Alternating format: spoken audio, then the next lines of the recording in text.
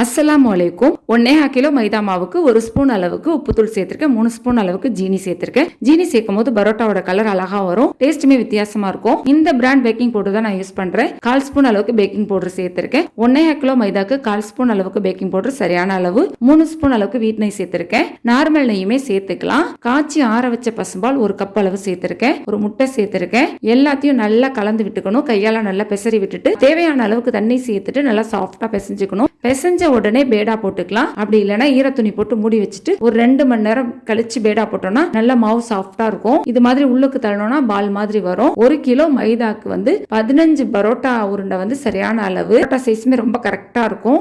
நான் 1.5 கிலோக்கு 19 பேடா போட்டிருக்கேன். பேடா போட்டதுக்கு அப்புறம் இதுக்கு மேல எண்ணெயை ஊத்தி ஊற விட்டுருங்க. 4-5 மணி நேரம் கழிச்சு பரோட்டா விசிறணும்னா நல்ல விசிற வரும். ரொட்டியுமே சாஃப்டா ரொம்ப டேஸ்டா இருக்கும். நெய்யும் எண்ணெயும் சம அளவு கலந்து ஒரு பவுல்ல வச்சுக்கோங்க. இந்த ரெசிபியோட தொடர்ச்சி இன்ஷா அல்லாஹ் நெக்ஸ்ட் ஷார்ட்ஸ்ல அப்லோட் பண்றேன்.